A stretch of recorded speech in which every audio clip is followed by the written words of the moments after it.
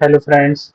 आप सभी का पुनीत कुमार क्लासेस में स्वागत है। तो आज हम एम कॉम का एक इम्पोर्टेंट सब्जेक्ट जो कि MCO 022 डिस्कस करने जा रहे हैं, जिसका नाम है quantitative analysis for managerial applications. ये बहुत ही इम्पोर्टेंट सब्जेक्ट है और आपका एग्जाम भी नियर बाय है। तो इसमें मैंने कुछ क्वेश्चंस सेलेक्ट किए हैं जो कि हाईली एक्सपेक्टेड है कि इसमें से कुछ ना कुछ क्वेश्चंस आपके एग्जाम में देखने को मिल सकते हैं। तो चलिए डिस्कस करते हैं। लेकिन डिस्कस करने से पहले एक इम्पोर्टेंट चीज़ कि जो जेड टेबल है वो हमें प्रोवाइड की जाएगी क्वेश्चन पेपर के एंड में। तो ये सभी अपने को ध्यान रखना है कि जेड टेबल हमें प्रोवाइड की जाती है क्वेश्चन पेपर के एंड में, तो जिससे कि हम वैल्यूज उठा सकते हैं। तो चलिए क्वेश्चन डिस्कस करते हैं। जो क्वेश्चन वन है वो है, what is mode and model class, state the equation of obtaining mode from group data, what do the various elements in the equation for mode signify, give some merits and demerits of mode। तो इसमें हमें जो कि mode and model classes है वो बतानी है क्या होती है।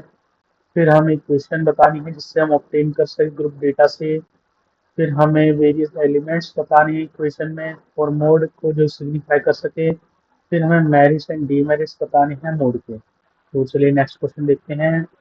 Bring out the points of similarities and difference between stratified sampling and cluster sampling, which one is preferred and under what circumstances.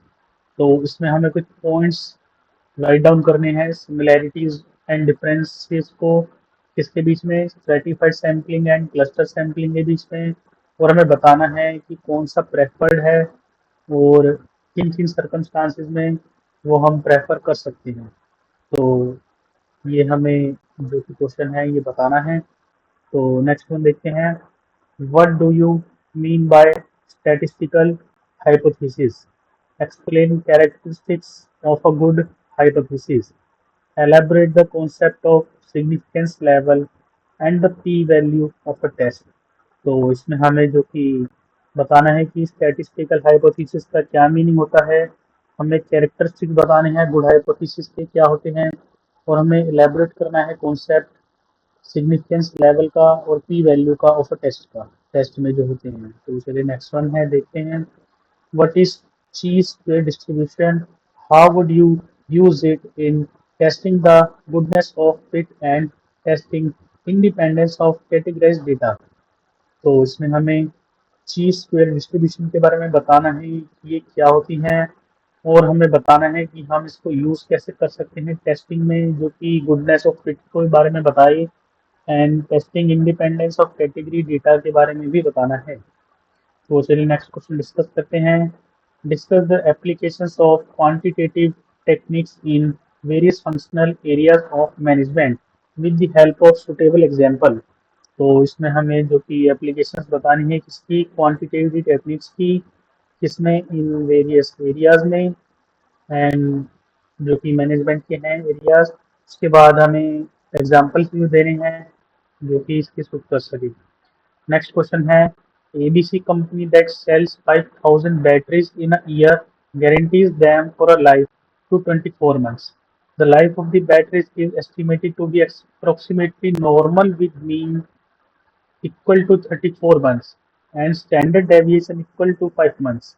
Find the number of batteries that will have to be replaced under guarantee। तो इसमें हमें data दिया गया है जो कि ABC company 5,000 battery cell करती है एक ईयर में एंड गारंटी देती है 24 मंथ्स की। और जो लाइफ ऑफ बैटरी एस्टिमेटेड की जाती है नॉर्मली कि वो 34 मंथ्स होगी एंड जो स्टैंडर्ड डेविएशन है 5 मंथ्स का है।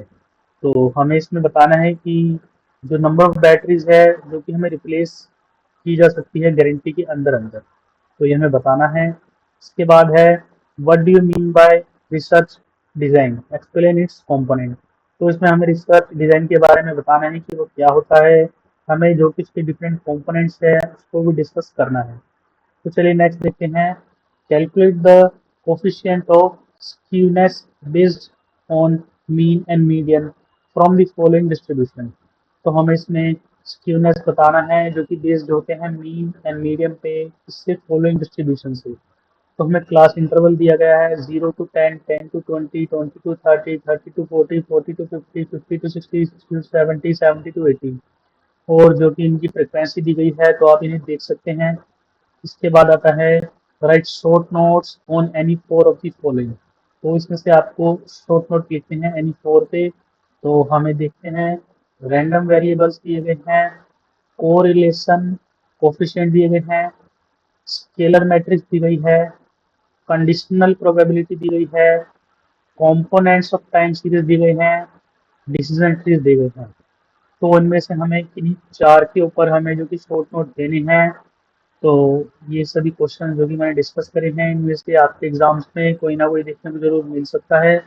और इसमें जो मैं आपको जेड टेबल के बारे में बता रहा था, तो आप देख सकते हैं कि जो क्वेश्चन पेपर आएगा हमारे पास उसके एंड में दी जाती है। तो जो जेड टेबल है वो इस तरह की होती है, आप जो वैल्यूज आएंगी वो इसमें से आप पिक करके आप अपनी जो है आंसर्स में यूज कर सकते हैं।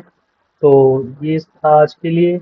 वीडियो कैसी लगी जरूर बताइएगा and like subscribe and comment करना ना भूलें। और अगर आपको कुछ समझ ना आए तो आप कमेंट करके पूछ सकते हैं।